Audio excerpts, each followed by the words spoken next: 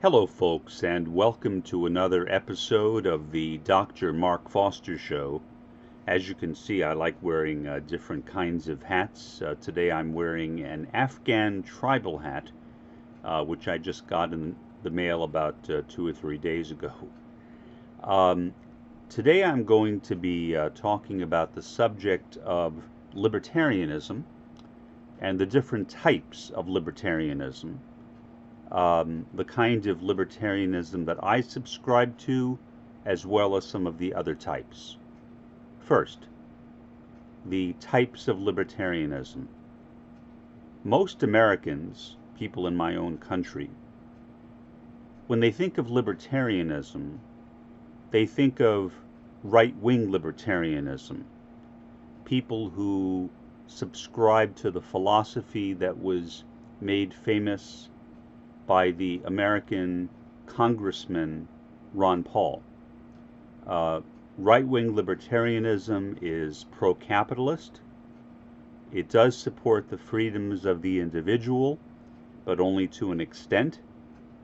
It believes in completely free markets.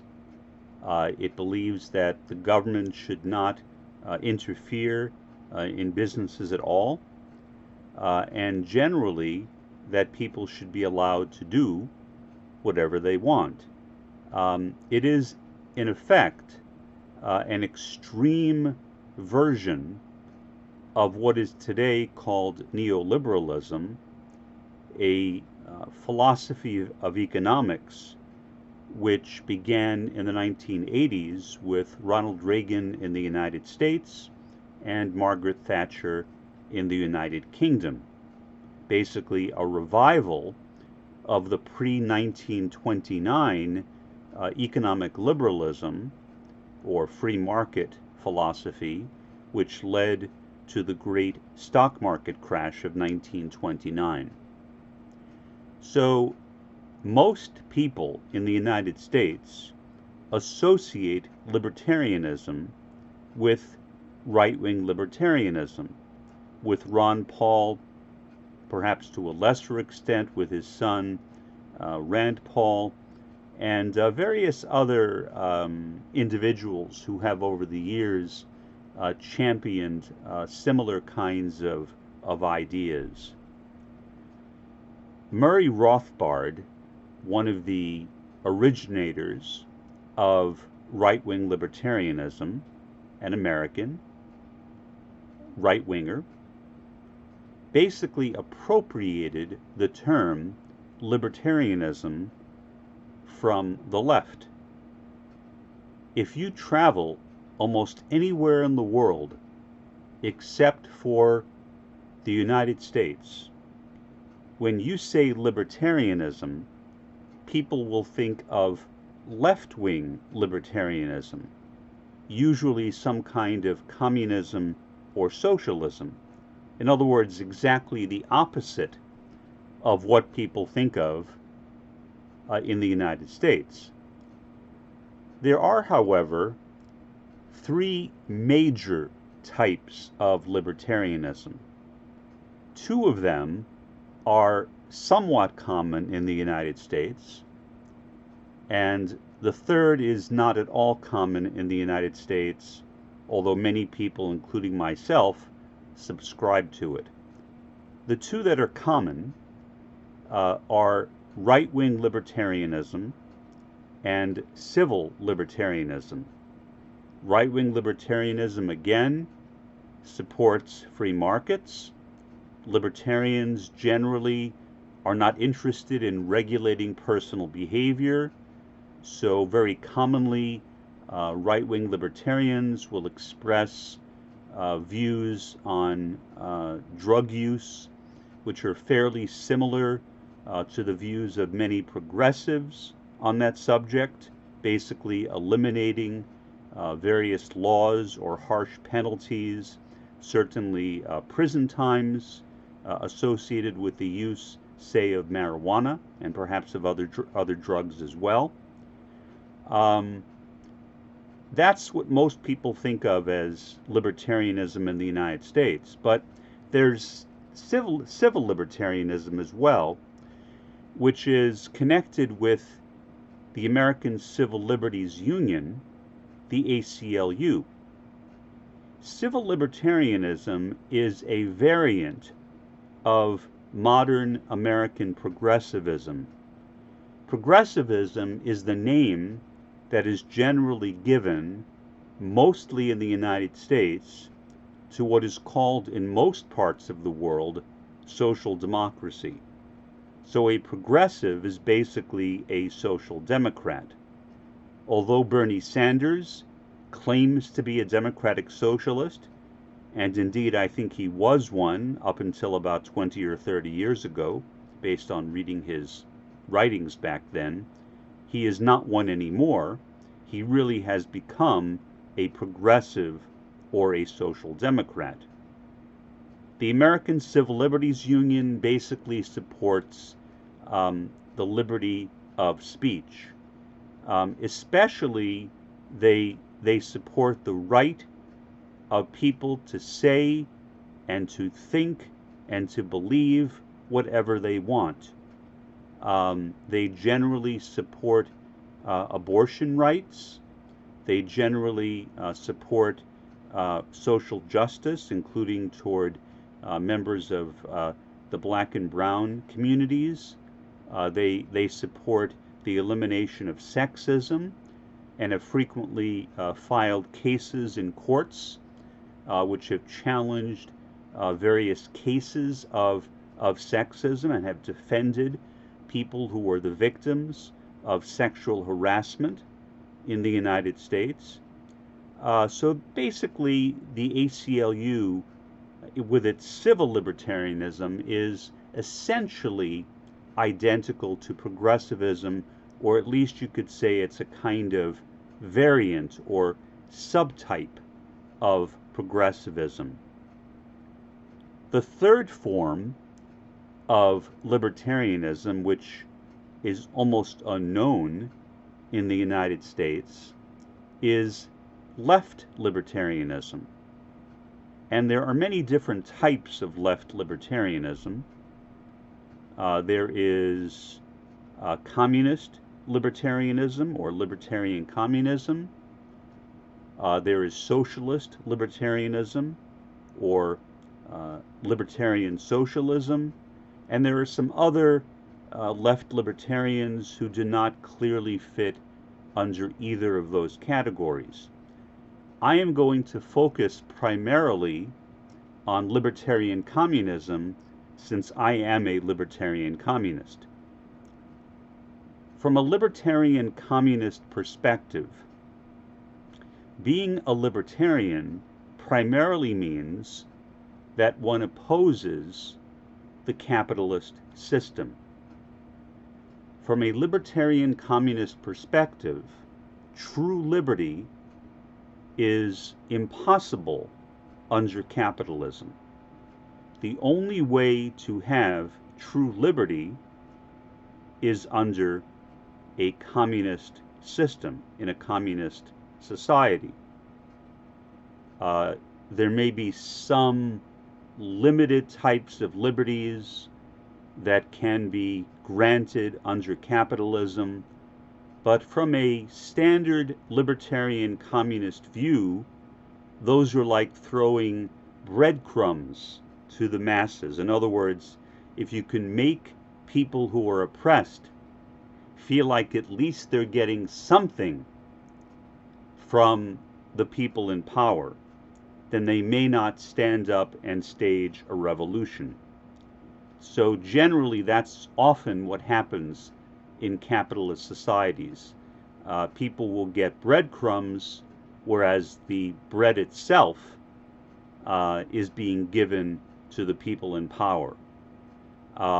The true purpose of capitalism, from a libertarian communist view, is to protect the interests of the capitalists and of those who support them. That includes, in the United States, primarily the Republican Party, but also many Democrats. In fact, most Republicans And most Democrats today, in the 21st century, would fall under the general category of neoliberalism. In other words, they have abandoned, for the most part, the old ideas which can generally be called Keynesianism. Keynesianism was proposed by the British economist John Maynard Keynes as a way of getting out of the Great Depression. What Keynes said is that the government should basically establish a civil service sector, hire people, put people back to work. That happened in the United States. It was a combination of the new civil service sector and the Second World War, which effectively ended the Great Depression. So the Great Depression, at least the first Great Depression, ended over the course of World War II. Some might argue that we are entering into, if not already in, a full-blown second Great Depression right now as a result of COVID-19. Now, very few people in the United States, or indeed really anywhere in the world, support libertarian communism. Most people want to see improvements to capitalism. They want to see capitalism made better. As I sometimes say, they want to see capitalism with a smiley drawn on the face of it. From a libertarian communist view, that is futile, because the objective of capitalism is to make more money for the capitalists. I think we see that in the United States under the current presidential regime, where for example, all of the supposed tax cuts have basically benefited mostly large corporations, and the average person has gotten almost nothing. Even with the supposed payouts to people during this period of high unemployment because of COVID-19, most people are getting virtually no money at all from the government. So, and I don't think that anybody should expect that. Capitalism simply does not exist to serve the average person. That is not capitalism. So if we as a world decide that we want something better, then we need to struggle for it. We can't depend upon the existing leaders, the capitalists, and their supporters to bring us into a better condition of society. It simply won't happen. Now, what is happening right now with the failures of this right-wing libertarian view, especially right here where I live in the United States? We have the highest rate of COVID-19 infections, both in terms of numbers and in terms of percentage, in both ways, than any other country in the world. The United States acted very late.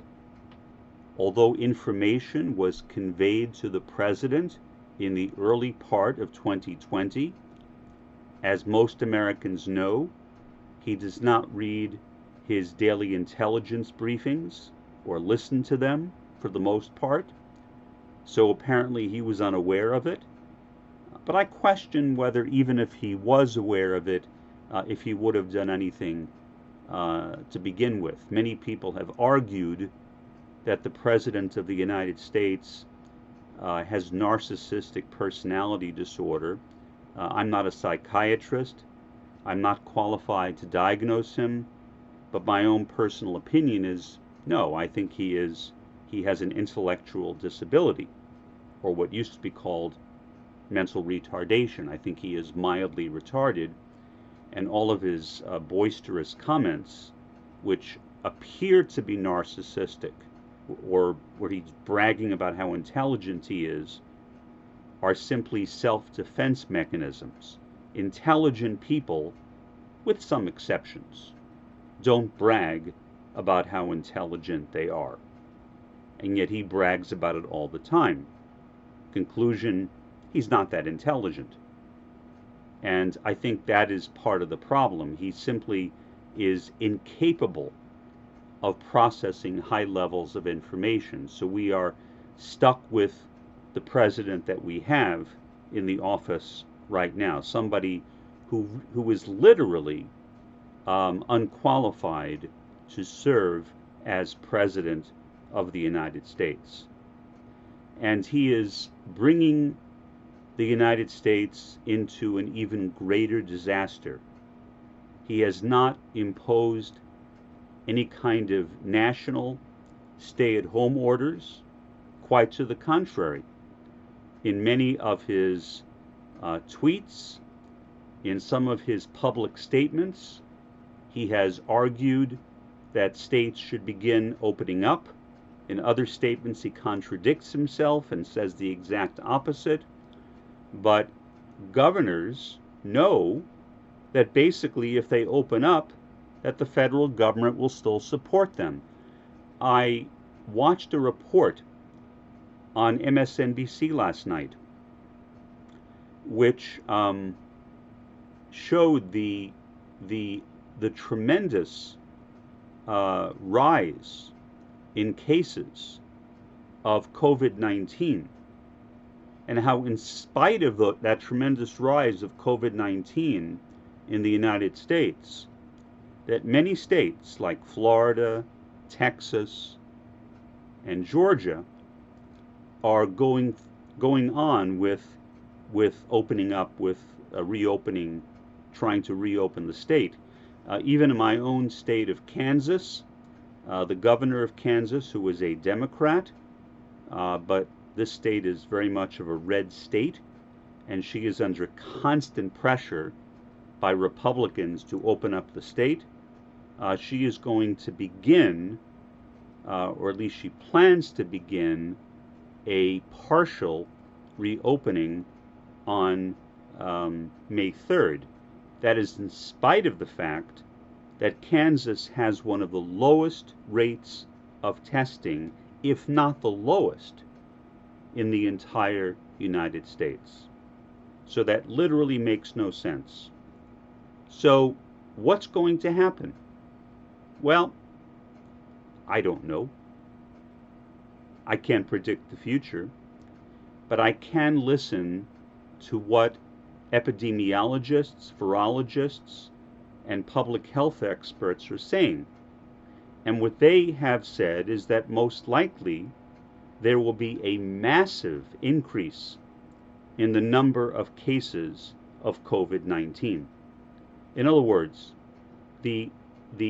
exactly the opposite of what these governors and of what the President of the United States wants to happen is, I think, exactly what will occur. That the rates of COVID will increase, the rates of unemployment will increase, the incidence of bankruptcies will increase, the number of people who commit suicide, according to some psychiatrists, will continue to escalate. There was just a story yesterday, again on MSNBC, of an emergency room physician who committed suicide because of her experiences seeing all these people die of COVID-19. Brings back some recollections from what I read of what happened during the crash of 1929, where people suddenly lost everything and jumped out of their buildings in the Wall Street area of Manhattan to their deaths. Crisis is difficult to predict, but the consequences of crisis have been studied extensively by people in my field. And there can be many different ones, but we know what those consequences can be. We don't know precisely what will happen, but we know that certainly the events of the immediate future will most likely not be that positive. So literally, right-wing libertarianism is leading to a complete and total economic collapse.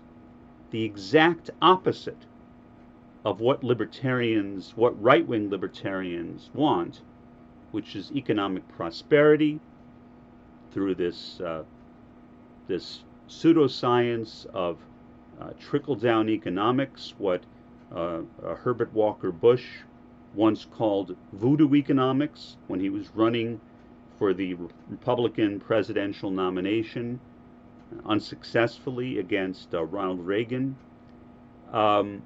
This voodoo economics or trickle-down economics will eventually, I think, lead to exactly the opposite. In other words, perhaps a total collapse of the American economy, and perhaps by extension, a collapse in economies all over the world.